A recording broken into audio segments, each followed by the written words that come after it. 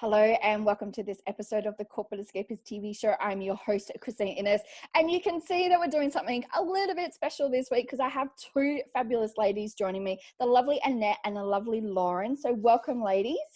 Nice to be here. Hey, Christine. Look, it's so exciting to have you come and join me, and it's a little bit of reverse because a couple of weeks ago, Lauren actually interviewed me. So now the shoe's on the other foot, which is actually I'm actually a little bit more comfortable that way, so which is good. But I just want to say thank you so much because, first of all, you're in the launch issue of the Corporate Escapists magazine, and I really am inspired by your story because, you know, it takes a lot of guts, you know, really to sort of step out on your own. And even though like you have a business name, but you are the brand, you are the business and the ones who are actually standing behind it. So, you know, do you want to share a little bit about sort of what was sort of the intro or sort of leading that into starting the business together? It's because we're super women. Superpower. Yes. Well, it was just kind of fate, I guess. You know, when you meet someone and you go, hey, I really like that person, and you start to get to know, it sounds like we're dating. We have slept in the same room. You get to know each other. You know, I went to a workshop of Lauren's and learnt so much. And like I kind of went, she asked me and I went, oh, I know all of this shit. And went, wow, she's like amazing. And then I was on a podcast with Lauren, and then, you know, she'd ask me questions and I'd ask her questions. And then the opportunity to enter a Stevie Award came up for Lauren, and she contacted me and asked me for advice. And I'll let her tell that side of it. And she did really well. And then we kind of went, well, there's something to this. We kind of like bounce really well off each other. We like each other. There's no pretense. There's no BS with each other. And when you're looking for a partner in business, that's the right ingredients, because you know, like I've had attempts at partnerships before, and it's always kind of like, oh, I don't know whether this person's going to back me up or whether I'm the right fit. And Lauren and I are just the right fit. It is what it is. Match made in heaven. Isn't it awesome? Oh. We do have our moments. We honestly, both of us have our moments. We're going, oh my God, really? But no. What I think the nicest thing is about what we've been doing together, and Annette has pushed me outside my comfort zone on a number of occasions. I love people who do that to me, which is great, because it's the only time when you grow is when somebody actually challenges you and goes, hey, hang on a minute, I call BS on you. Let's see what's really going on. And those people really excite me. But I think also the more we work together, the more we're finding out each other's strengths and weaknesses. And it's more like, perfect, I've got someone I can work with who can do that stuff that I don't do well. And I can just relax now and not have to panic about it. And all that time I spent worrying or concerned about whether I was pushing myself to do things that weren't in my lane, I can now go, awesome, I never was meant to be outside of my lane. I can just do this, and I've got a business partner who does this, and together we do all this stuff. And I mean, both of us are still, you know, getting together with all our other things that need to happen with a business, but we're getting there. And I think we've been successful despite ourselves, Annette. I think so. You're sitting there talking about strengths and weaknesses, and I'm like, God, oh my God. Like for me, revealing my weaknesses to somebody is like a big thing. And like, I think Lauren knows me better than, gosh, half the people have been in my life forever, because she's just so easy to work with that it feels like I have permission to go, you know what, I suck at this. And she still likes me.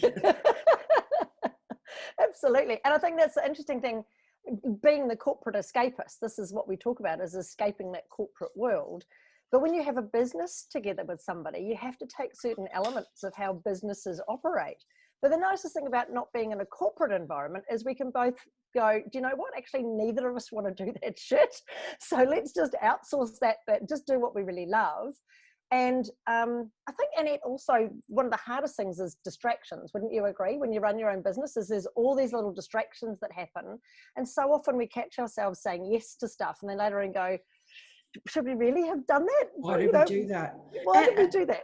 And that transition from, so, you know, like at one stage we had 3 businesses. So we had mine, Lauren's an Audacious agency, and and it's funny when you come, because I came out of corporate 8 years ago, and I've run my own race for 8 years, and then I'm like going, Lauren pulls me up all the time. It's we, not me, and I'm like, oh yeah, sorry, because you get used to that way of thinking. But it's kind of nice because now I know that if I can't do something, or I'm having a shitty day or whatever, or I'm having a great day, I've got Lauren there backing me up. So I think it's makes me happy. And I really do love the way that you two work together. And, you know, I mean, I sort of got to witness it like on Friday night, like, you know, just to sort of see that synergy between We were the two drunk. of you.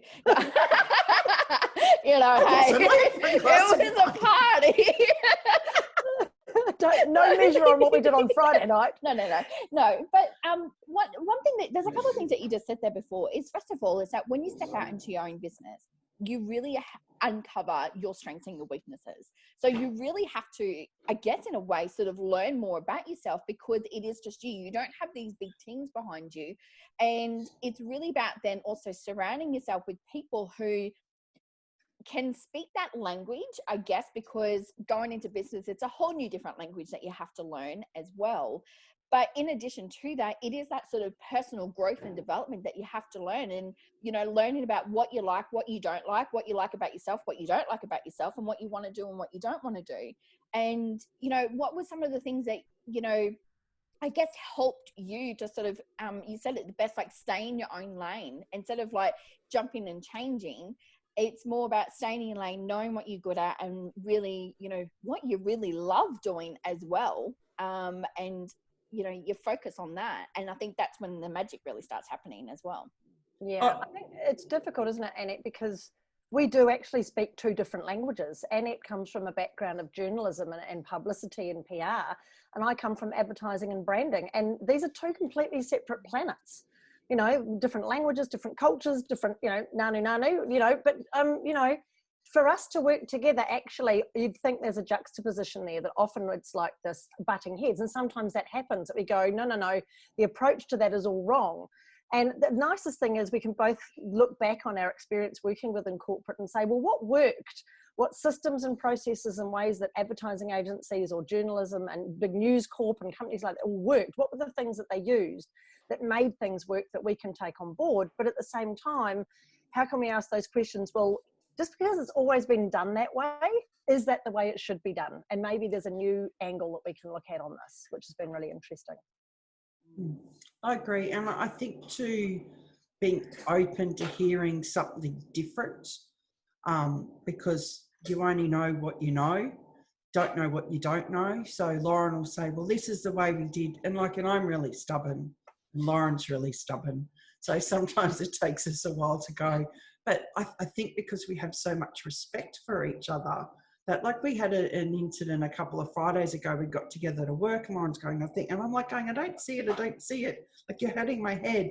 But after we talked it through, it was kind of like, okay, how and we just found this way to do both, mix it together.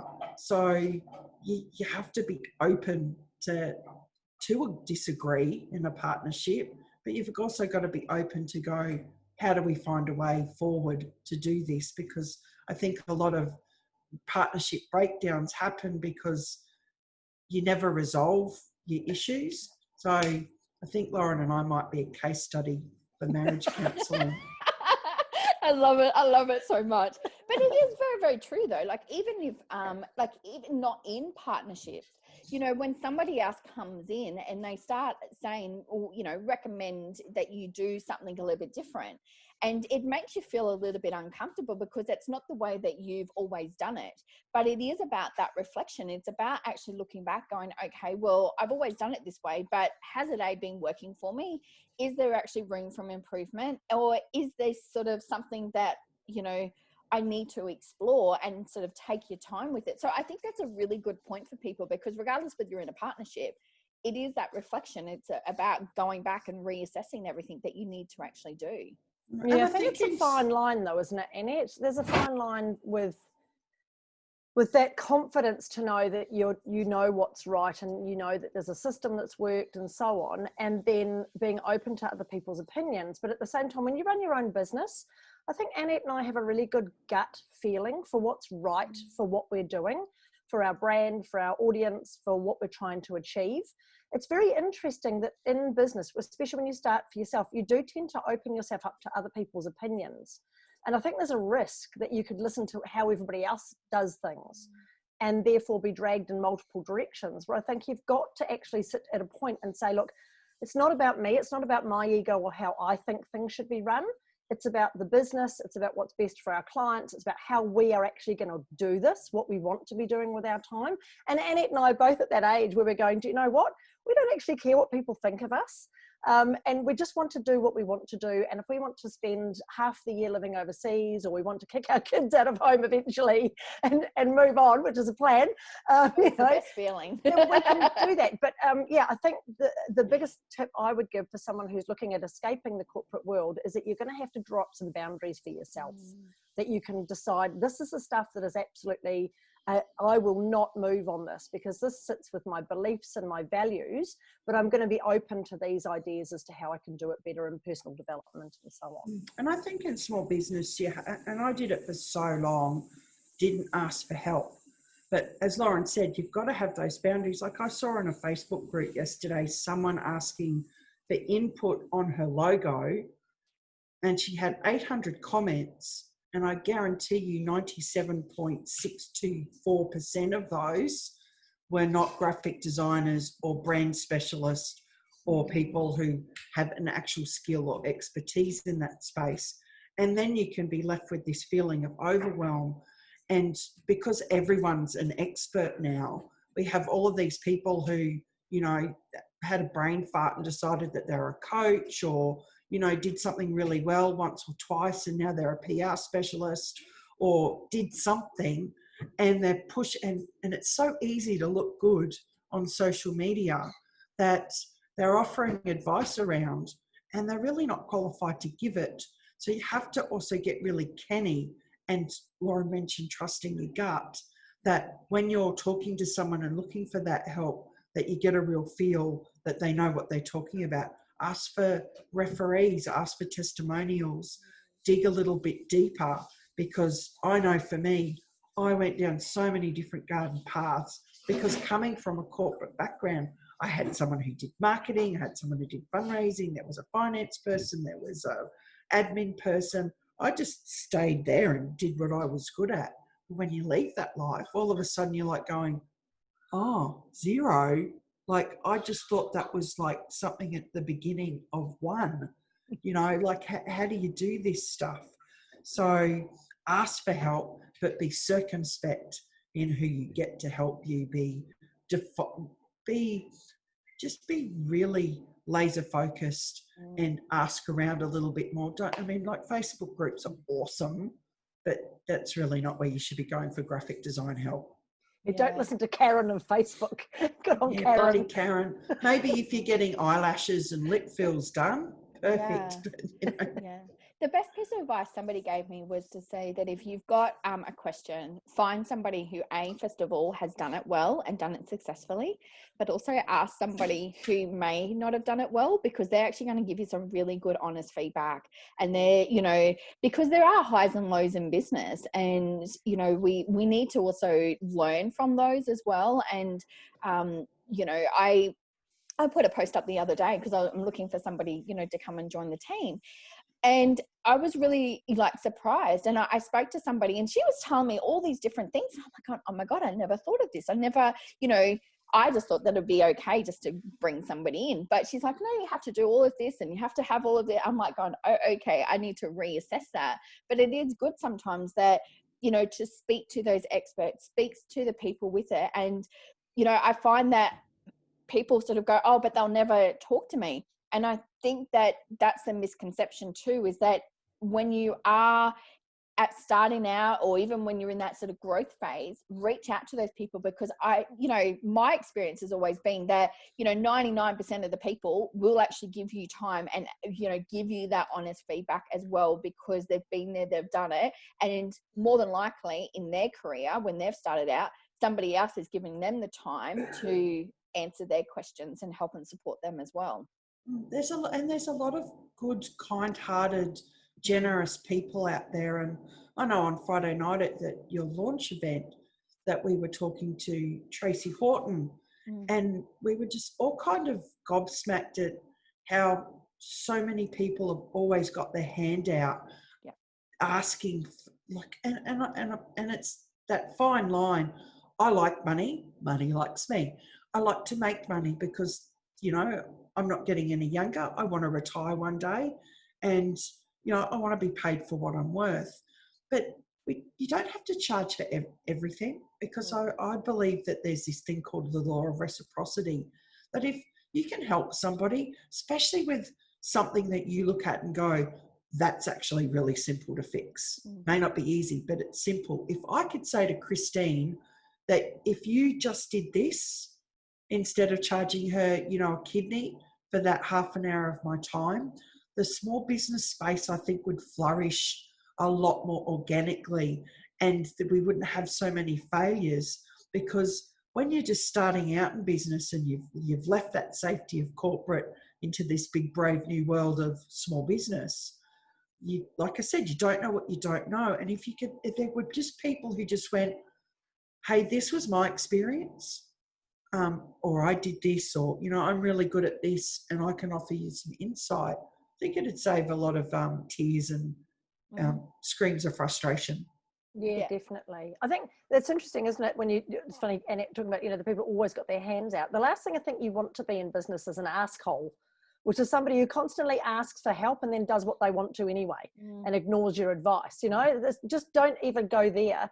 But at the same time, that law of reciprocity that Annette's talking about, if you're asking for help and you're getting that, you need to make sure that you're also giving help at the same time. So it's not all one way. And I think we learn this pretty quickly in small business, that the more you help others, the more you get help from them. And I think it's a sad state of affairs where we see a lot of businesses, especially at the moment with what's been happening with COVID-19, that are hitting the wall, and so many people going back to work, and they're now starting to be really honest with what's going on in their business. I mean, I know I used to go to a networking event in Brisbane every month, and I was talking to the lady who ran it about how I was having trouble with the clients that I was picking up from that weren't prepared to pay. And she said, well, do you realise the average income of the people who come to this event is $40,000 a year? And it's like, what? That's not even a job. How can they be running a business? And she said, well, that's the way it is. So there's sort of got to be this fine line of, are you just pretending to run a business, or are you prepared to actually open yourself up for advice, ask for help, and be prepared to change and to operate differently and to really look at how you're running your business before you decide, okay, am I going to throw this in and go back to work again? But I think the whole thing around this is honesty, isn't it? It's just being honest about where you're at, and honest about, hey, I'm not good at this, I need help, or I've stuffed up and I need someone to help me. That's really going to get you a lot further in business than trying to bluff your way through. That thing about, authenticity, which, is a catchword of this particular last few years, and growing, is that when you have to tell people you're being authentic, you're actually not being authentic. But Lauren's right. You just be honest, because there is so much learning from people who go, you know what, like, let's have podcasts and webinars of people who've screwed up, and they go into depth about how they screwed up, why they screwed up, and how they got out of it, because that's where the learning is. It's not from somebody who, hops on and you go, oh my God, they look amazing. They're so put together. And that's okay. But when they're always like that, it's really hard to aspire to that. There was an event being organised years ago, and like the speaker was a huge name, big ticket price. And I looked at it and I went, like, everyone's going, oh my God, you should come to this because, like, this is where it's going to be. And I went, but what can I learn from that person who just looks like nothing ever goes wrong in their life? If I'm going to pay $2,000, then I want to hear from someone who's going to tell me the things I shouldn't do rather than the things that I should do. Yeah, it's so true. And I think, one of the biggest lessons that I've learned is I've actually literally started my career by sharing my story and sharing like the absolute low that I came from, and showed people how I've been able to change that around. And the biggest thing that I ever did was remove the word perfection out of my vocabulary, because it is simply unattainable. And I think people need to actually remember that this is life, and we are going to have ups and downs. And, I always say it's like a roller coaster, ups and downs, twists and turns, and you have to sometimes go backwards just to be able to go forwards. And that is okay, because, if we are just this, we're flatlining in life. It's literally like a heartbeat. You're just flatlining. And the other point that you made, when we're reaching out and talking to people, it is all about collaboration. And I think people need to remember that, there's so much abundance out there. And I'm not just talking about money. There is clients, there is like opportunities available for so many people. And if we let go of that scarcity sort of mindset and think about, how much there is out there, and if you're going out to market, and don't be protective of who your clients are, because you may also, I'm talking like as a coach myself, like I know where I get to a point where I can't help somebody anymore because I've gotten them to where I could. So it's okay for me to move them on to somebody else. And I think that's the way that for me, this is how I feel that we need to be in business. It's let's all collaborate. Let's all work together. Let's network. Let's help one another out. But don't be so precious so much of what you do, because the more you share, the more you give, people actually see that, and that comes back tenfold during your business. Oh, absolutely. And look, and that's the whole premise of tapping into PR and getting publicity for what you do. It's about telling your story. And I always reminded when someone says, I drop perfection, or I'm trying to be perfect. One of the smartest men in the universe, who's no longer with us, Stephen Hawking, said, one of the most basic rules of the universe is nothing is perfect. Perfection simply doesn't exist. Without imperfection, neither you or I would exist. And yet we're all trying to be perfect. And here's this really smart dude who knows a lot more, or did know a lot more about you and I, about the workings of the universe. He's saying, you're killing yourself for something that just is not going to happen. And someone said to me once, I don't try for perfection. I just try for excellence. And I thought, well, that's something that, I can work towards, because if I could do something really well, then I'm going to feel good about it. The client's going to feel good about it. And then we're all happy. Yeah, exactly. It's funny, being flawless is only one definition of the word perfect. The other definition of the word perfect is to perfect something, to take your time to learn and to grow and to get good at something, is to perfect it. And I think one of the biggest things that people miss in business is that tenacity, that you've got to start somewhere and you've got to keep going and keep going and keep going until you are, where you need to be in business. And even then you get to a point where there's more things you want to do. It's funny, I was just reading today about how Melanie Perkins has become one of the richest women in Australia. She was the founder or co-founder of Canva out of Perth. And she came up with the idea sitting on her mum's couch, She didn't start that 3 years ago. She started that in 2005. We're now 2020. It's that long that it's taken for her business to get her to a point where she's now one of the richest women in the country, because she had an idea, because she saw a problem and she solved it with her skills, her graphic design knowledge and skills. And I love Canva. We all love Canva. I'm a trained graphic designer and I love Canva. It makes life so much easier. But she didn't get it by being perfect. She got it by perfecting her skills and perfecting the platform and working with other people and pushing herself out of her comfort zone and traveling to Hawaii and finding investors and asking lots of questions and looking for help. She's an extraordinary woman and an amazing entrepreneur, but she's just done what everybody else who's been successful in business has done. They've got an idea, they want to solve a problem, and they've been totally tenacious. They haven't given up. And she's a Dory.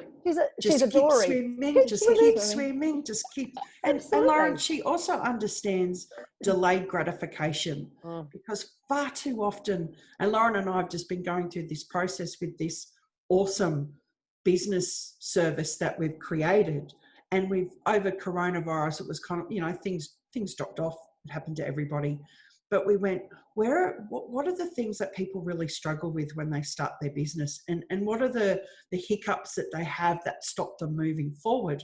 And we went, look, there's all of these gaps right at the beginning where they're not doing these really basic, simple, foundational business building things, because they want to go from 0 to hero in, 0 to 9 seconds. And look, Melanie will tell you, it doesn't happen that way.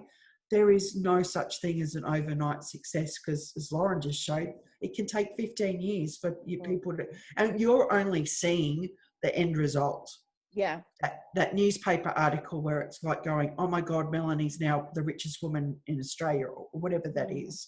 And we're going, oh, I want to do that. Yeah, she started with $5,000. And the biggest thing I got out of that story was she put every single dollar that they made back into the business. So as you say, Annette, delayed gratification. Business is not about owning big houses and flash cars and all the rest of it. It's about doing what you love and loving what you do. That whole Japanese approach of ikigai, loving what you do for a living. Otherwise, you might as well go back and just have a job. If you hate your business, what's the point? So it's not about making money. It's about joy and fulfillment and what you're doing. Yeah.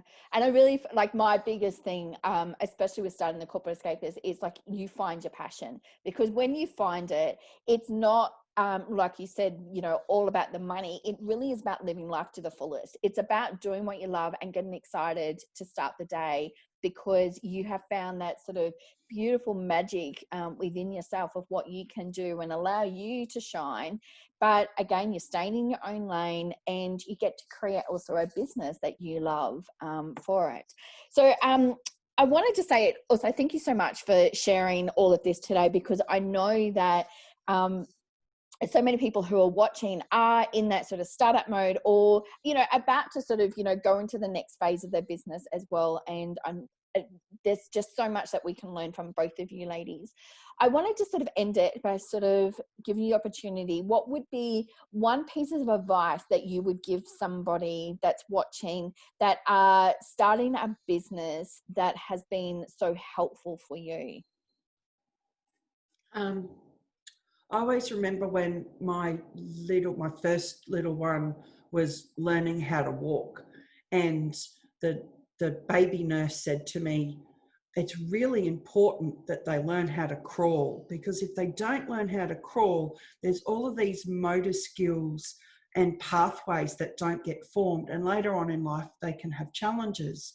And I thought, well, that's really, like, why couldn't they just get up and start walking? Like, let's get to where we want to go. So my advice is learn how to crawl. Don't be in a hurry. I know that, getting money into the bank and feeling successful is important in our culture and our society, but equally as important is building really strong foundations in your business. If you don't take the time to do that, you don't ask for help, you don't invest in your business, then 2-3 years down the track, you are going to struggle. I am speaking from experience, because that's where I just went, I'm just going to get into this thing and I'm going to be awesome. And, I let a lot of people down because I just didn't have systems and processes, and I didn't understand certain things. So take a deep breath. It'll happen, but do it methodically, systematically, with strategy, with a plan, and with a purpose and knowledge of where it is that you're going, rather than just the desire to get there. Yeah, absolutely. I'm going to suggest, again, agree 100% with what Annette's saying and what you're talking about, Christine. Brian Smith, who was the founder of UGG, has this famous saying. He said, you don't give birth to an adult. It's the same with a business. Can you imagine giving birth to an adult? Very painful. So, you have to nurture it. You have to look after it. You have to feed it. And I think Annette's right. I think there's a pain point at about 2 to 3 years into business, where you've done all this stuff and you all of a sudden realize that you actually haven't built any foundations. So you've got a website and you're out there launching your products, or you're talking about your services and you're doing all the things you've been told to do. but you've realized all of a sudden that there's no structure to your business. There's no sales funnel, there's no aftercare support, there's no customer service management, there's no financial management. And all of a sudden it starts to get really, really shaky. And I think that's why a lot of businesses actually give up, because they realize they're not making any money, they're not enjoying it, it's too hard, they're having to do all this stuff that they never planned on doing, because that's the foundation of building a business. So I agree with Annette. If you don't identify the gaps really early on, you're going to have to do some renovation work later on. And it's quite hard to pull apart things you've already started, but it can be done. As long as you've got a really solid foundation to your business, you're solving a problem, you know your audience, you've got all the structures put in place, you can then get in your lane and just constantly do what you love and outsource the stuff you don't want to do and build an amazing business. But you've got to treat it like a baby. You've got to make sure that you're just taking those steps, as Annette said, you're supporting them as it crawls, and you're getting it to a point where it can be independent and it can run on its own and feed you and give you those rewards later on as it's grown up. Absolutely. I couldn't agree more. And I just want to say thank you so much for taking the time out today to come on and join me here, and just sharing all of your wonderful wisdom with everybody as well.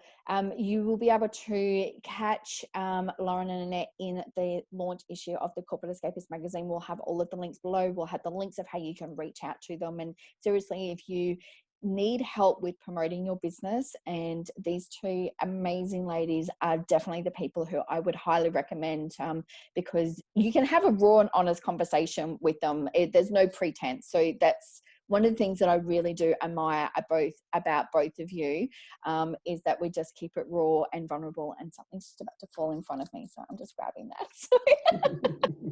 So thank you so much, lovely ladies, for joining me today. And we'll put all of your details below where they can reach out to you as well. Thank you everyone for joining this episode of the Corporate Escapists TV show. I'm your host, Christine Innes. And remember to live life to the fullest and to follow your passion.